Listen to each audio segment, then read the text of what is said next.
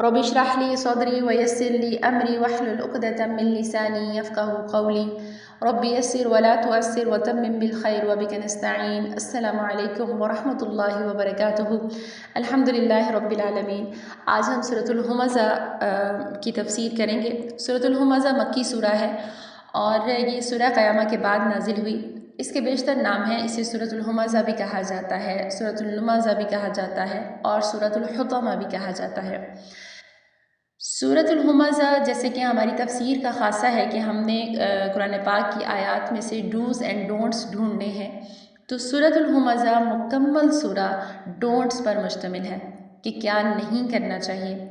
और बिल्कुल इसी के साथ तरतीब में जो सूरतुल असर आई है वो बताती है कि हमें करना क्या चाहिए, यानी वो मुकम्मल सूरा डूज़ पर मुश्तमिल है। सुबहान अल्लाहिल अज़ीम। हमारी तफसीर का ख़ासा तो ये नहीं है कि हम कुरान पाक की तरतीब में जो हिकमत शामिल है हम उसे डिस्कस करें, गो कि ये एक मुसल्लम हकीकत है कि जिस तरतीब से मसहफ़ में सूरतें रखी गई हैं वो बज़ाते ख़ुद एक मौजज़ा है। तो जिस तरह हमने सूरतुल नास और सूरतुल फलक की तफसीर की और सूरतुल फ़ील और सूरतुल कुरैश की हमने जुड़वा तफसीर की, बिल्कुल इसी तरह सूरतुल हुमज़ा और सूरतुल असर जो हैं वो आपस में एक सूरा हमें बताती है कि अखलाकी बुराइयों की आला तरीन सतह क्या है और एक सूरा हमें बताती है कि अखलाकी अच्छाइयों की आला तरीन सतह क्या है। सूरतुल हुमज़ा मक्का में नाज़िल हुई उस दौर में जिस दौर को हम दौर जाहिलियत कहते हैं, और इस सूरा में उन्हीं लोगों की अखलाकियात का ज़िक्र किया गया है। लेकिन अफसोस के साथ कहना पड़ता है कि आज के इस पढ़े लिखे दौर में, जिसे कि हम जदीद दौर कहते हैं, इस दौर में कोई एक शख्स भी, शायद कोई शाद और नादिर ही शख्स होगा जो इन बुराइयों से बचा हुआ है, चाहे वो जवान है या बूढ़ा है, बेटी है या बेटा है, लड़की है, लड़का है, मर्द है, औरत है, पढ़ा लिखा है या अनपढ़ है या आलिम है, बल्कि ख़ुसूसी तौर पे आलिम दीन जो हैं वो भी इन अखलाकी बुराइयों से आज पाक नहीं हैं। इस वजह से ख़ुसूसी तौर पर कहा क्योंकि इन आलिम दीन की ज़िम्मेदारी थी, इनका फ़र्ज़ था कि वो इन अखलाकी बुराइयों की निशानदेही करते और अवामुन नास को बताते कि इनसे कैसे बचा जा सकता है। बरक्स इसके यूट्यूब भरा पड़ा है कि एक फ़िरका दूसरे फ़िरके का, एक मसलक दूसरे मसलक का, एक तालीमी इदारा दूसरी तालीमी इदारे का, एक मुफ्ती साहब दूसरे मुफ्ती साहब का, एक दूसरे के गिरेबान चाक करने में और इख्तिलाफ़ी मसाइल में एक दूसरे की टांग खींचने में, तानाज़नी करने में और इन अखलाकी बुराइयों में जो इस सूरा में बयान की गई हैं गुंधे पड़े हैं। सूरा का आगाज़ करते हैं। अऊज़ु बिल्लाहि मिनश शैतानिर रजीम, बिस्मिल्लाहिर रहमानिर रहीम। वैलुल लिकुल्लि हुमज़तिल लुमज़ा। वैलुन का लफ्ज़ कुरान पाक में 27 मरतबा आया है, तकरीबन 27 मरतबा आया है। ये लफ्ज़ अरबी में वई से निकला है। वई, जैसे कि कुरान पाक में कारून का जिक्र आता है कि उसे बहुत ज़्यादा अल्लाह ताला ने ख़जाना दिया और जो अवाम थी, जो लोग उसको देखते थे तो वो ख्वाहिश करते थे कि काश हमें भी इसकी तरह नवाजा जाता, हमें भी इतना ख़जाना मिलता, हमें भी माल इतना इतना मिलता और हम भी अल्लाह की राह में ख़र्च करते। लेकिन जब उसका हशर देखा, जब उसकी तबाही देखी, जब उसका हलाक होना देखा तो लोगों ने कहा वही क्या अन्ना, कि हसरत है तुझ पर, हसरत है तुझ पर। अल्लाह का शुक्र है कि हमें ना इस माल से आजमाया गया और ना फिर उसका ये अंजाम हमें देखना पड़ा। तो वही का मतलब अरबी में हसरत के लिए इस्तेमाल होता है। इसका एक मतलब है हलाकत हो, एक मतलब है तबाही हो, बर्बादी हो, लानत हो और हसरत हो तुम पर। ये सारे मानी वैलुन के लिए इस्तेमाल होते हैं। और आप सल्लल्लाहु अलैहि वसल्लम की हदीस के मुताबिक वैलुन एक जहन्नुम की घाटी है जो बाकी जहन्नुम की निस्बत तंग और छोटी है, लेकिन इतनी शदीद है कि ख़ुद जहन्नुम, वो जहन्नुम जिसे अल्लाह ताला ने जिसकी आग को झुलसाया, कई सौ साल तक झुलसाया, और वो इतनी ज़्यादा भड़क उठी कि उसका ख़ुद का एक हिस्सा दूसरे हिस्से को खा जाता था, तबाह कर देता था। तो जहन्नुम ने अल्लाह ताला से इल्तिजा की कि या रब मुझे सांस लेने की इजाज़त दी जाए। تو اللہ تعالیٰ نے جہنم کو سانس لینے کی اجازت دی اور وہ سال میں 2 دفعہ سانس لے سکتی ہے۔ آپ صلی اللہ علیہ وآلہ وسلم نے فرمایا جب بہت زیادہ سردی ہو تو جہنم سے پناہ مانگو، اور جب بہت زیادہ گرمی ہو تو جہنم سے پناہ مانگو، کیونکہ تب جہنم سانس لیتی ہے۔ یہ اس جہنم کا حال ہے جو ویل، جس گھاٹی کا ذکر آپ صلی اللہ علیہ وآلہ وسلم نے فرمایا، اس گھاٹی سے خود یہ جہنم دن میں 70 سے 80 مرتبہ پناہ مانگتی ہے۔ یہ ہے ویل، جس کا لفظ اللہ تعالیٰ نے اس سورہ کے بالکل شروع میں استعمال کیا ہے، اور ایک ہیبت بٹھا دی ہے کہ آخر یہ کن لوگوں کے لیے ہے۔ ویل لکل ہمزۃ لمزہ، تباہی ہے، ہلاکت ہے، بربادی ہے، لعنت ہے، حسرت ہے وہ گھاٹی جہنم کی اس کے لیے ہے جو بھی ہر کوئی، لکل ہر کوئی جو کہ ہمزۃ لمزہ ہے۔ آخر یہ ہمزہ کیا بلا ہے؟ لمزہ کس چیز کا نام ہے؟ گناہ تو اللہ تعالیٰ نے اس سورہ میں 2 یا 3 ہی گنوائے ہیں، لیکن ان کی نوعیت اور شدت کا اندازہ پہلے ہی لفظ ویل سے کیا جا سکتا ہے۔ ہمزہ کسے کہتے ہیں؟ ہمزہ کا لفظ ہمزن سے نکلا ہے، یہ مبالغے کا صیغہ ہے اور فعلہ کے وزن پر آیا ہے، ٹھیک ہے؟ تو اس کا مطلب ہے کچوکا لگانا، یعنی کسی نوکیلی چیز کے سے کسی کو کچھ چبھونا کہ اسے تکلیف محسوس ہو، یا دبا کر نچوڑ لینا، اسے بھی ہمزن کہتے ہیں۔ ہو سکتا ہے کہ آپ لوگوں میں سے کسی نے سنا ہو مہماز۔ مہماز ایک ایسے آلے کا نام ہے جو لکڑی سے بنا ہوتا ہے اور اس کے آگے ایک کیل ٹھوکی جاتی ہے۔ وہ اس طرح سے کیل ٹھوکی جاتی ہے کہ اس کی نوکیلی جو سائڈ ہوتی ہے کیل کی وہ باہر رہتی ہے، اس سے پھر مختلف قسم کے کام لیے جاتے ہیں۔ اسی طرح جو گھڑ سوار ہے اس کے شوز کے نیچے بھی ایک کیل ہوتی ہے، جب وہ گھوڑے کو ایڑ لگاتا ہے تو وہ کیل اس کو چبھتی ہے، جس کی وجہ سے گھوڑا تیز اور بے دریغ بھاگنے لگتا ہے۔ تو گھوڑے کی سپیڈ مزید تیز کرنے کے لیے اس کو وہ ایڑ لگائی جاتی ہے جس میں کیل ہوتی ہے۔ اس کے بعد قرآن پاک میں ایک اور جگہ پر بھی یہ لفظ آیا ہمازٍ مشاء بنمیم، اور ہمزات الشیطان بھی اسی سے ہے، شیطان کے کچوکوں سے اللہ کی پناہ۔ رب انی اعوذ بک من ہمزات الشیاطین، اے اللہ میں شیاطین کے وسوسوں سے، شیطان کے کچوکوں سے تیری پناہ مانگتا ہوں۔ وَأَعُوذُ بِكَ رَبِّ أَن يَحْضُرُونَ، اور اس چیز سے بھی پناہ مانگتا ہوں کہ وہ میرے پاس حاضر ہی نہ ہوں، یعنی میں اس چیز کی پناہ مانگتا ہوں کہ وہ میرے پاس، یعنی اس کے کچوکے اور وسوسے تو دور کی چیز ہے، میں چاہتا ہوں کہ وہ میرے پاس حاضر ہی نہ ہوں۔ تو سبحان اللہ، یہ بہت ہی خوبصورت دعا ہے۔ بہرحال اہل لغت میں ابن عباس کہتے ہیں کہ ہمزہ کا مطلب ہے کسی کے منہ پر سامنے کسی کی برائی کرنا، اور لمزہ کا مطلب ہے کسی کے پیٹھ پیچھے اس کی برائی کرنا۔ کچھ کہتے ہیں کہ ہمزہ کا مطلب ہے کہ بول کر کسی کی برائی کرنا، اور لمزہ کا مطلب ہے اشارے سے کسی کی برائی کرنا۔ اور کچھ علماء کہتے ہیں کہ ہمزہ کا مطلب یہ ہے کہ الفاظ میں آمنے سامنے کسی کو طعنہ زنی کرنا، کسی کی عزت اتارنا، اور لمزہ کا مطلب ہے اشارتاً آنکھ سے یا پھر ہاتھ سے کسی کی برائی کرنا۔ اب یہ ہمزہ اور لمزہ دونوں ہی مفہوم میں ایک دوسرے کے اتنے زیادہ قریب ہیں کہ کچھ لوگ ہمزہ کے معنی کو لمزہ کے معنی بیان کرتے ہیں، اور کچھ لوگوں کے نزدیک لمزہ کا معنی ہمزہ کے معنی ہے۔ بہرحال یہاں دونوں لفظ اکٹھے آئے ہیں، ہمزۃ لمزہ۔ ہمزۃ لمزہ اس لیے ان دونوں یہ جب دونوں مل کر آئے ہیں تو اس سے مراد وہ شخص ہے جس کی عادت ہی یہ بن گئی ہے کہ وہ دوسروں کی تحقیر و تذلیل کرتا ہے، کسی کو دیکھ کر انگلیاں اٹھاتا ہے، آنکھوں سے اشارے کرتا ہے، کسی کے نسب پر طعنے کرتا ہے، کسی کی ذات میں کیڑے نکالتا ہے، کسی پر منہ در منہ چوٹیں کرتا ہے، کسی کی پیٹھ پیچھے اس کی برائیاں کرتا ہے، کہیں چگلیاں کھا کر، لگائی بجھائی کر کے، دوستوں کو لڑوا کے، بہن بھائیوں کو لڑوا کے، رشتہ داروں میں پھوٹ ڈلواتا ہے، اور کہیں لوگوں کے برے برے نام رکھتا ہے، ان کے برے برے القابات سے ان کو بلاتا ہے۔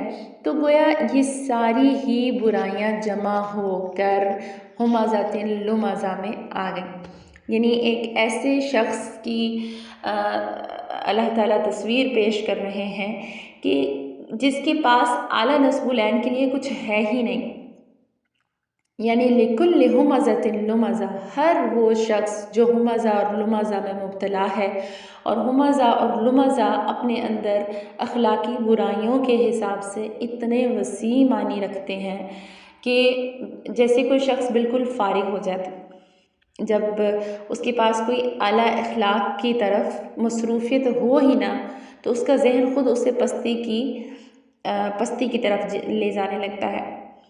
تو اس میں سب سے پہلے کیا ہے، وسوسہ بھی آ جاتا ہے، جیسے کہا کہ ہمزات الشیاطین بھی اس میں شامل ہے، غیبت بھی آ جاتی ہے، شکوہ بھی ہے، چغلی بھی ہے، یعنی خیر کی کوئی علامت ہے ہی نہیں۔ یہ ساری برائیاں جو گنوائی گئی ہیں یہ ایسے موٹیوز ہیں کہ جن سے انسان کی فطرت مسخ ہو جاتی ہے۔ جیسے کہ میں نے آپ سے کہا کہ سورۃ الہمزہ ڈونٹس اور ایسی اخلاقی برائیوں کو پیش کرتی ہے جس سے اللہ تعالیٰ نے انسان کو خود ہی اشرف المخلوق کہا ہے، اور خود ہی اللہ تعالیٰ نے انسان کو اسفل السافلین بھی کہا ہے۔ تو اگر ان دونوں کے ماڈلز دیکھنے ہوں تو سورہ ہمزہ آپ دیکھ لیجئے، یہ انسان کا اسفل السافلین بیان کرتی ہے، اور جو سورۃ العصر ہے وہ انسان کا اشرف المخلوقات بیان کرتی ہے۔ اور سبحان اللہ، یہ بھی ان دونوں صورتوں کے ساتھ ساتھ آنے کی ایک حکمت ہو سکتی ہے۔ غیبت کیا ہے؟ آپ صلی اللہ علیہ وسلم سے پوچھا گیا تو آپ نے فرمایا تیرے بھائی کا ایسا ذکر جو اگر تو اس کے سامنے کرے تو وہ کراہیت محسوس کرے۔ صحابی نے کہا یا رسول اللہ چاہے وہ برائی اس میں موجود ہو تو بھی؟ آپ صلی اللہ علیہ وسلم نے فرمایا اگر تو وہ برائی اس میں موجود ہے تو نے اس کی غیبت کی، اور اگر وہ برائی اس میں موجود نہیں ہے تو نے اس پر بہتان لگایا، یعنی کہ جھوٹا الزام لگایا۔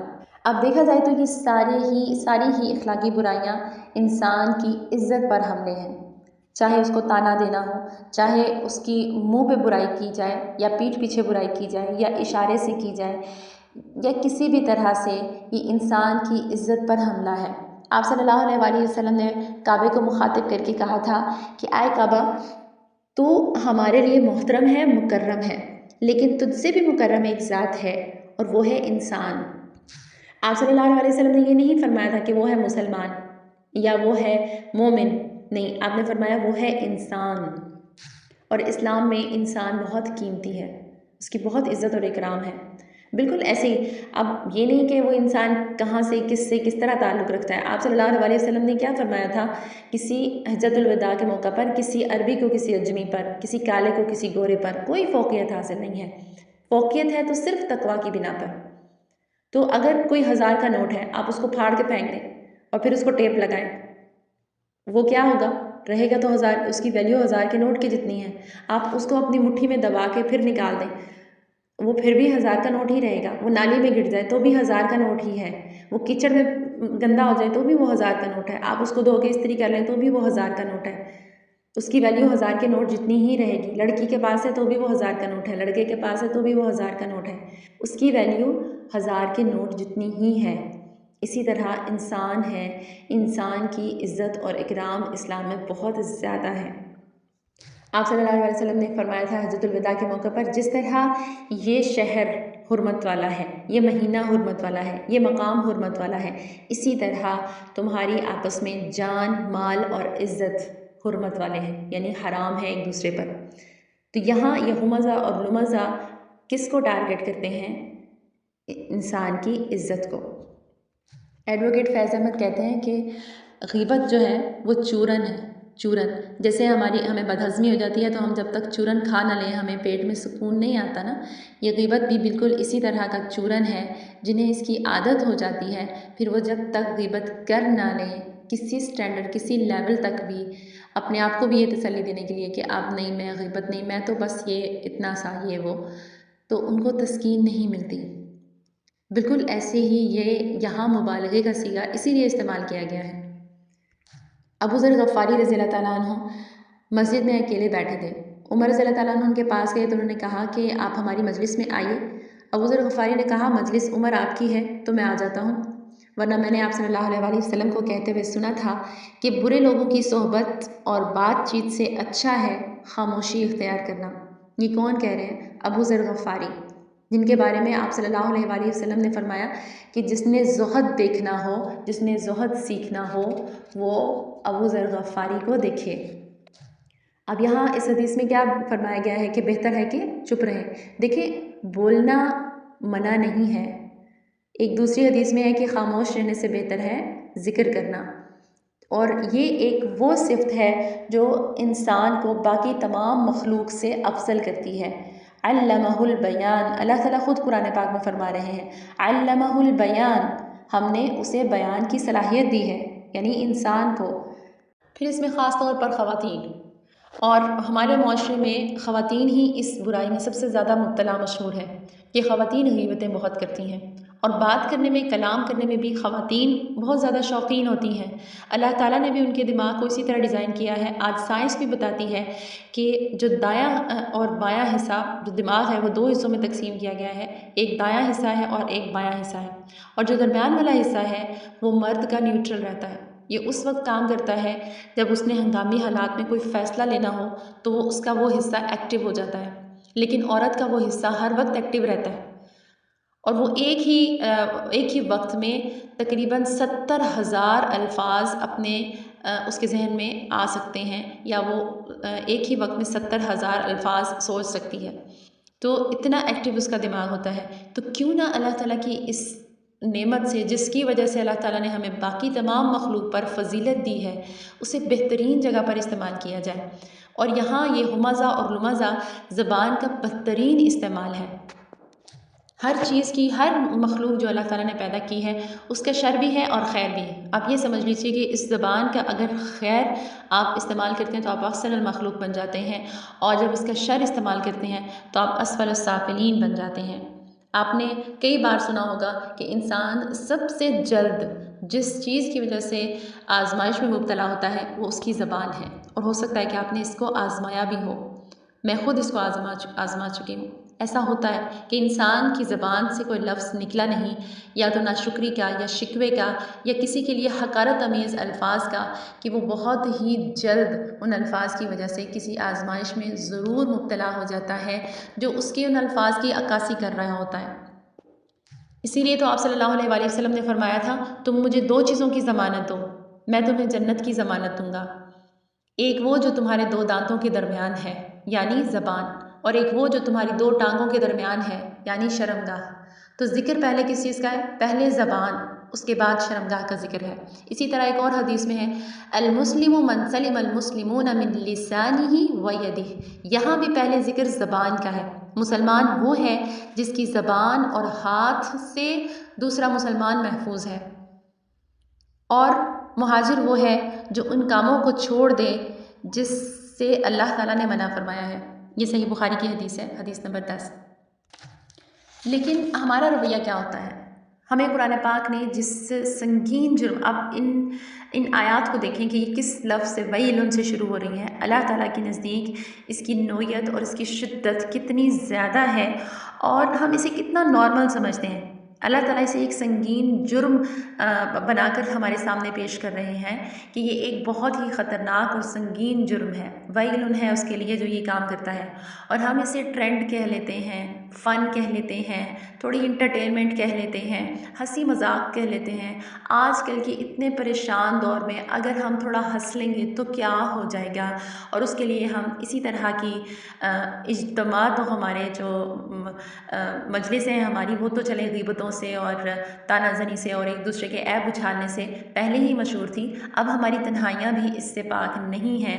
ہمارے موبائل ہوتے ہیں، اور جن میں ہم اسی طرح فیس بک پہ، ٹک ٹاک پہ یہ ریلز چلتی ہی چلی جاتی ہیں، جس میں کبھی کسی رشتے کو تانا دیا جا رہا ہوتا ہے، تو کبھی کسی خاص شخص کا نام لے کر اس کی نقل اتاری جا رہی ہوتی ہے، کبھی کسی خاص رشتے کے بارے میں برائی پھیلائی جا رہی ہوتی ہے، اور کبھی کسی کی نقل اتاری جا رہی ہوتی ہے، کبھی کسی کا نام بگاڑا جا رہا ہوتا ہے، اور ہم اسے فن کہہ کے ایک نارمل چیز لیتے ہیں جو ہماری نسلوں میں آہستہ آہستہ انجیکٹ ہوتی جا رہی ہے۔ تو ہم نے برعکس کیا، اللہ نے اسے سنگین جرم کہا، ہم نے اسے فن بنا دیا۔ تو ہمارا یہ رویہ قرآن کے ساتھ یہی تو ہماری ہدایت کی راہ میں رکاوٹ بن جاتا ہے، پھر ہم بار بار اس کام پر اصرار کرتے ہیں۔ جیسے سورہ یاسین کی مثال میں دیا کرتی ہوں کہ اللہ تعالیٰ نے سورہ یاسین میں ہی فرمایا ہے، اے نبی نصیحت کیجئے لمن کان حی، جو زندہ ہے، زندوں کو نصیحت کریں تاکہ جو زندہ رہے وہ ہدایت کے ساتھ زندہ رہے۔ اور ہم نے سورہ یاسین کو خاص کر لیا ہے مردوں پر پڑھنے کے لیے۔